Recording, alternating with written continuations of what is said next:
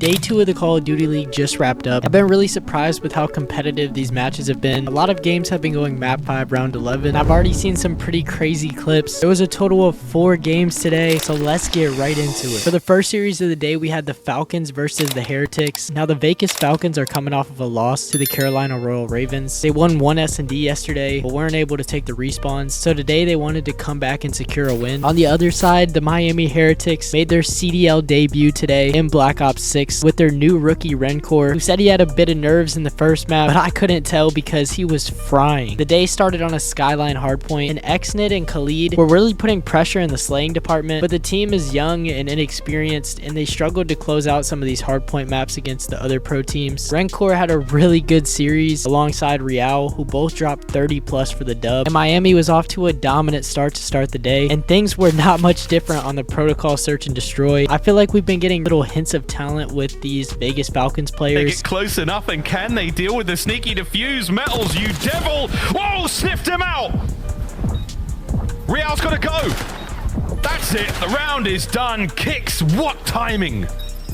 But there's just certain situations where they play too aggressive. Things were really close until Metals clutched this 1v2 situation and pushing the series to 2-0. Final map being on Vault Control. I think it's been Vault every single time we've got a control. I just can't wait for Hacienda just to see something different. But Miami continued with their momentum from the last 2 games and really outslayed Falcons in this final map, completing the DoorDash and getting the 3-0 against Vegas. ROKKR had a really great series in his rookie debut, and Miami is looking like a pretty dangerous team if they could put it all together. We'll just have to see how they match up against the other top teams, but I think they look really good. Some people saying Xnit and Khalid keep showing that they can hang. The other two, well, at least they are decent at search. Roxas has glimpses of decency. Bodhi just looks like a hard stuck crim. Now that's crazy. I'm gonna miss Vickle, but ROKKR looks promising. Nice start to the season. ROKKR is a beast. He's gonna win Rookie of the Year, and I'm interested to see how things play out with Vegas Falcons. I wouldn't be surprised if a team change did come, but it's also good to give them some time to work things out in the pro league. They haven't got much practice. They could be a pretty underrated team in a few weeks, but only time will tell. In the second match of the day, we had a closely contested series between Minnesota ROKKR and Boston Breach. ROKKR came off of a win yesterday against LAG Mates, and that game also went to a map 5 round 11, but ROKKR was able to get it done. Boston upset Optic Texas yesterday, and I forgot to mention this graphic, but they really jinxed Optic because they put up a graphic that said no team that has won COD champs has lost their CDL debut match, and of course Optic was the first team to lose to none other than Boston Breach. But both of them were trying to carry the momentum into today. On the first map in the red card hardpoint, it was coming down to the wire until the final few rotations, but Cammy was continuing to have another great performance on the Treyarch title. He dropped 31 kills, and to make things even better, he had 133 seconds on the hill, so he was doing it all this map and carried Boston to a 1-0 start. Going into the Skyline search and destroy, this game was back and forth once again. I feel like things really took a turn when Nero got this insane defuse. Boys, they just back down, and there we go. Cammy gets one, and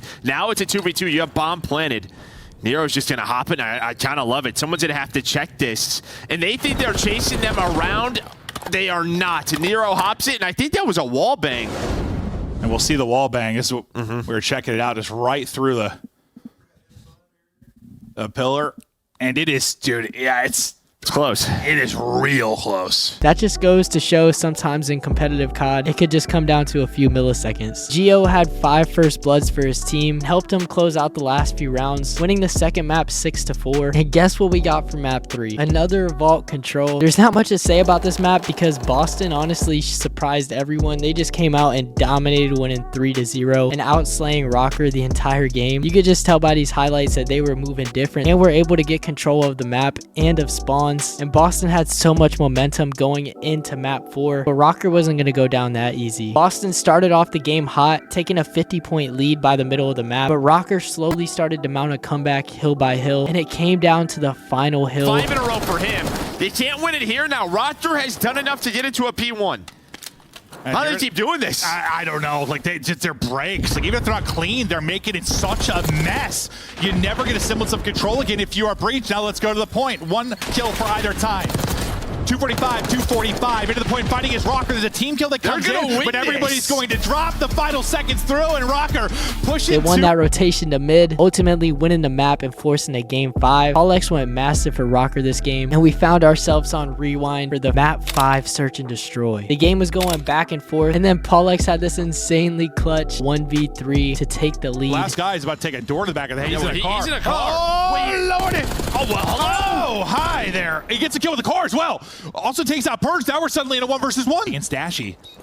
Can he get another one here? He gets the spot, kick it away, pull with the 1v3, little help from the streak. But Breach won the next 2 rounds, taking it to round 11. ROKKR was able to play the trades and get it done, going 2-0 on the weekend. This really could have gone either way. It just comes down to a few gunfights, but ROKKR clutched up. What people are saying, both of these teams actually looked so good. Probably my favorite series so far. Just need Estriel to start shooting. Paul showed his EWC grit and carry. Austin doesn't look bad at all though. I fear Ice has returned to Minnesota. I'm sure Boston was pretty upset about losing that game, but both the teams played really well and are looking really competitive in the first weekend. The third match of the day was Ultra versus Seattle Surge. Toronto Ultra upset FaZe yesterday in a pretty dominant fashion, winning the last 3 maps, and they were bringing a lot of energy in today's map. I mean, this dude Beans was doing magic tricks before the game, and it seemed to help him out. Seattle Surge is making their debut in Black Ops 6, and they decided to build around 04 and Abuza for this season, picking up Hixie, who actually used to play for Toronto Ultra back in Modern Warfare 2. He won a major with the team, but then was dropped towards the end of the season. And then we have Nasty on the AR as well, starting off on the Vault hardpoint, where it was a really fast-paced game. Hixie and 04 started to turn up on the first map. Seattle started to pull away towards the middle to the end of the map. Jodeci's was providing really good slaying power for Toronto Ultra, but they weren't able to get it done on the first map, with Surge taking an early 1-0 lead. Going into the red card search and destroy, it was pretty back and forth till Toronto Ultra won the final 3 rounds. Joe clutched up, showing that pros do not let go of the ninja defuse. Frag, 30 seconds left on the clock. I'm not sure if he knows it was Hixie that he got the damage on, so that changes things a little bit. Nasty with a big oversight.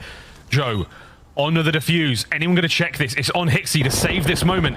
Gets the angle. Whoa, they don't get the bomb. Oh, go, no! The defuse. Ultra win the round. And Toronto were able to secure the SND to tie the series. Map 3, we had Vault control. In on that later. Here comes Hixie.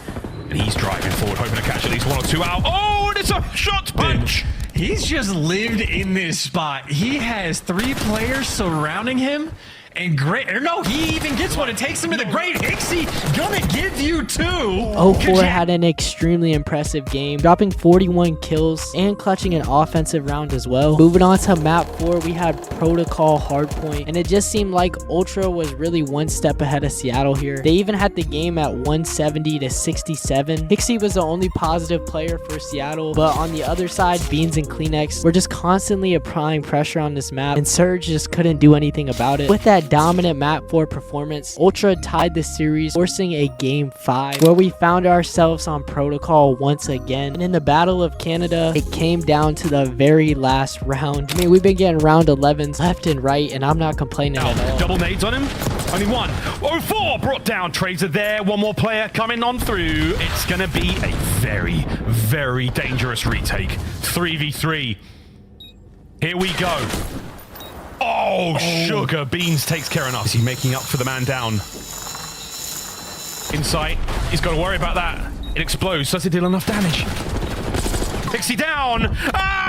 Ultra with another sensational retake. Toronto Ultra were able to pull off the victory, going 2-0 on the weekend. While in Surge's debut, they start 0-1, with some people saying hope the league stays this competitive all year. Hixie got hard costed. Abuza with 600 more damage and 20 less kills than Hixie. Beans Diffie. Matches are already way better this year as teams are so close. So we got another competitive series, but Toronto was able to get it done. And last but not least, we made it to the final series, Los Angeles Thieves versus Cloud9. These teams have some history already because they both made an appearance at Kayson's Land Showdown just a couple weeks ago, and LA Thieves won the entire event. These teams have already matched up against each other. Now it's going to officially go on the record. LA Thieves formed the super team in the offseason because Nadeshot was able to make an insane buyout to get Hydra, Scrap, and Envoy. They have high expectations this season, and for Cloud9, formerly known as NYSL, they decided to build build around Sib this season after losing Hydra. Sib and Hydra teamed last season, so I know this match meant a little more to them, but Cloud9 brought in Mac, Attach, and Krem with hopes of dominating this season. But on the first rewind hardpoint, they just couldn't keep up with LA Thieves. Got off to a really hot start, and Scrap and Hydra were showing why they were a good investment for Nadeshot. I mean, in this first map, Hydra went 29-17 and Scrap went 25-17, with Envoy playing the objective, and it was a quick first map that led us to a vault search and destroy. And Thieves got off to another really good start, and things were looking really great for the team. They were laughing and joking around. Hydra had a great start too. Everything started going downhill for him after this happened. It's a first blood. Envoy drops though. Hydra ready to chow. Oh, sweet child of mine.